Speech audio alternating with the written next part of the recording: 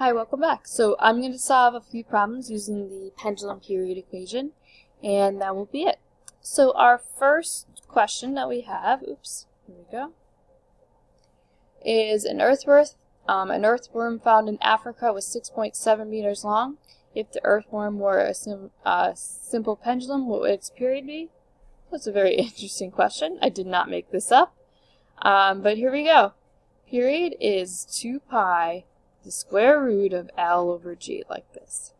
So the question is basically asking for the period. So notice that this is a very empty problem, right? Because we're only given the length, and it wants the period, okay? So, do not get scared at the fact that it doesn't give you lots of information. That is technically the only thing we need, because this is constant, unless we're solving for it. These are constants. So it's actually quite nice when we set it up. So period will be 2 pi the square root of 6.7 divided by G, which is 9.81. So like I was explaining in class, careful with your calculation. So actually what I do is I do the inside first, then I square root, and then I multiply by 2 pi. So I'm going to do those right now.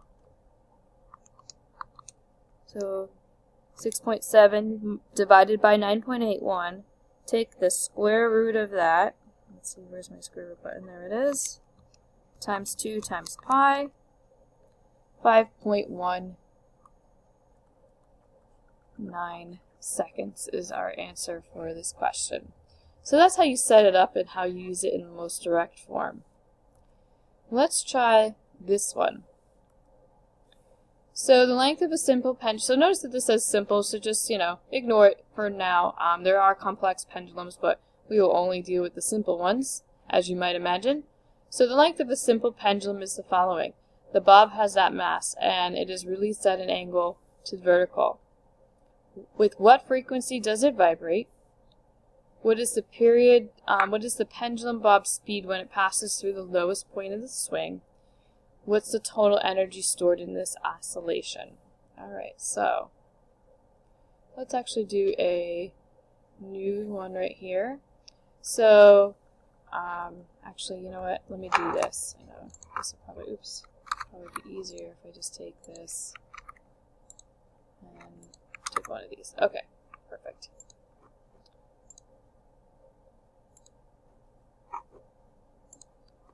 Alright, so let's take a look at this problem. I'll draw a quick diagram right here, and because I can use straight lines, why don't we use a straight line? So I'll use the line feature. Here we go. Boom. So this thing is swinging, and then I could do the equilibrium line right there. Okay. It looks gorgeous. Oh, that's pretty cool. I didn't know I could do that. Alright, I want a solid line though.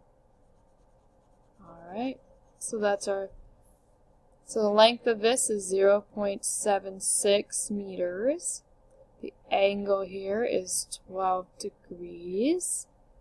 And then the mass, I'm going to convert into kilograms, which is 0.365 kilograms, like that.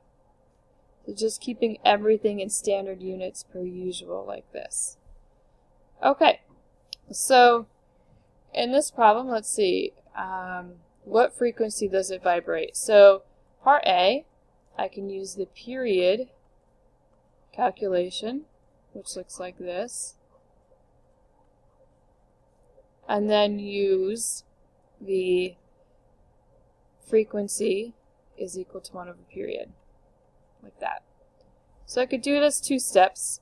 I could do it as 1 step as well, but let's just, I just want to utilize this equation. So let's do that. So the period would be 2 pi the length, which is 0.76 meters, divided by G.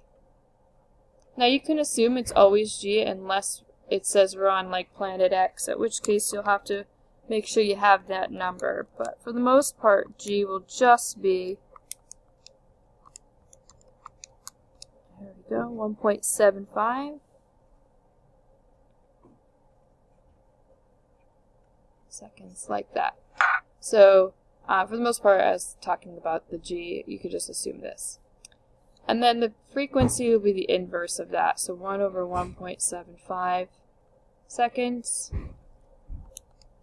will be 0.57 hertz. Okay, so that's part A.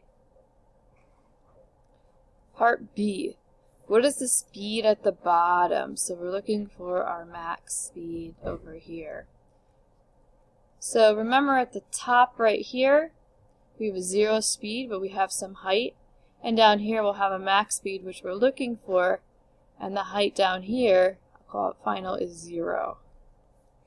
So essentially what I could say is 1/2 mv max for the bottom. All the kinetic energy goes into the potential right here. So that's our key, but look at this. Notice that we are not given h.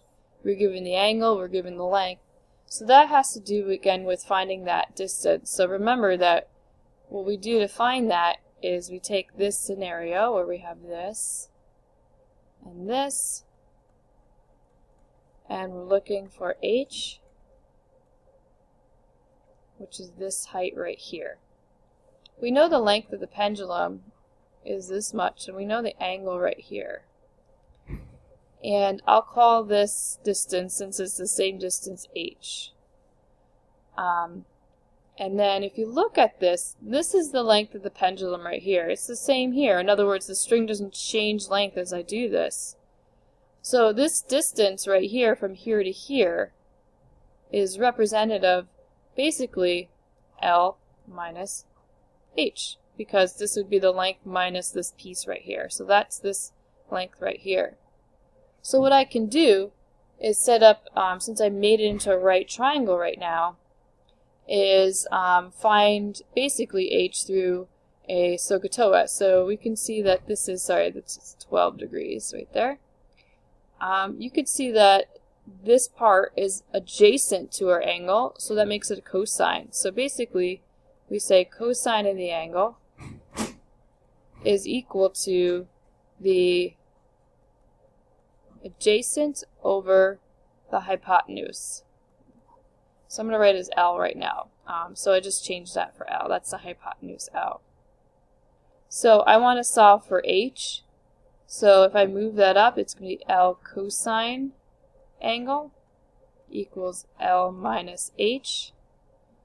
So now I want h by itself, so I'm going to move the L over. L cosine of the angle minus, so I subtracted the L because, let me do that, sorry. I subtracted the L because this is, to get rid of it, it's positive here.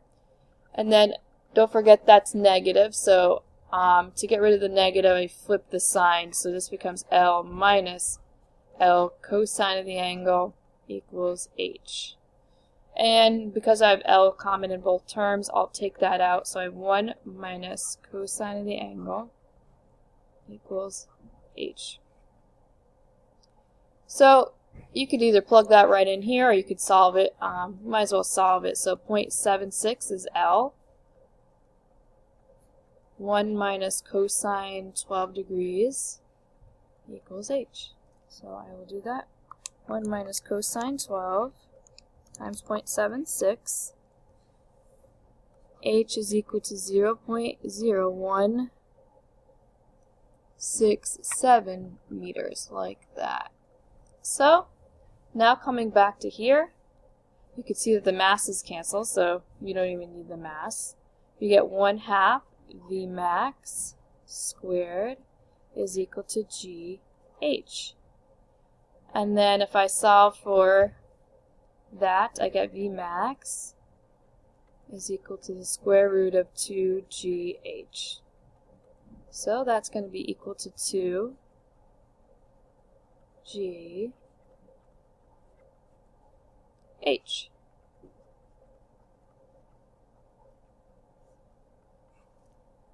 2GH square root.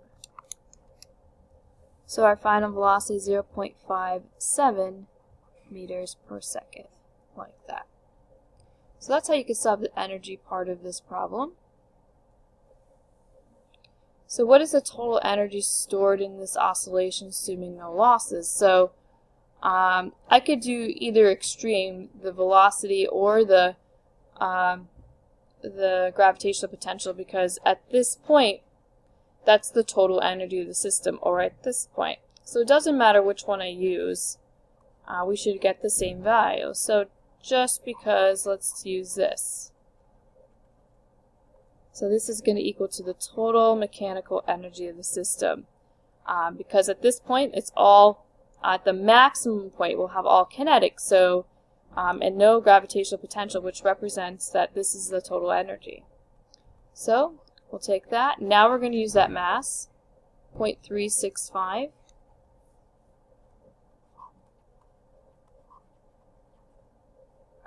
Kilograms times our velocity squared.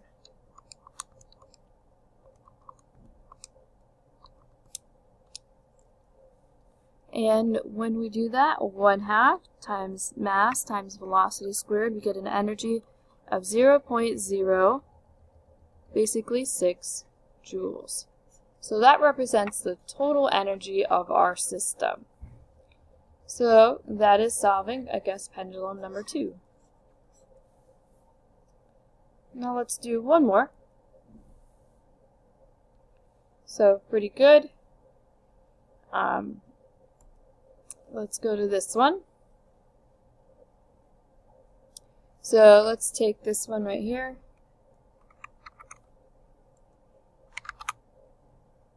Here we are. We got to find the depth of our pendulum, given that the pendulum will make, so we're in the deepest permafrost is found in Siberia, Russia. Suppose a shaft is drilled to the bottom of the frozen layer and a simple pendulum with the length equal to the depth of the shaft oscillates. In 1 hour the pendulum makes that many oscillations. Find the depth. Okay, so essentially what I want to use is this equation right here, where I am looking for L. That's the question. But notice they didn't give us the period. They gave us this information. They said in 1 hour we make 48 oscillations, like that. So what we could do is we can make this into a period by using the definition of the period, which is time per cycle, or oscillation. So we kind of have that already going on here, but this has to be in seconds. So if we do that, in 1 hour there are 3,600 seconds, and we've made 48 oscillations during that time. So that gives us a number of 75 seconds as our period. So now we're going to solve for the length. So 75 seconds equals 2 pi L over 9.81. So in order to get L, I actually have to square both sides to get rid of the square root. So what I'm going to do is literally square both sides now. So I will do that. When I do, I squared the 75, which is just 5625, equals, this is squared,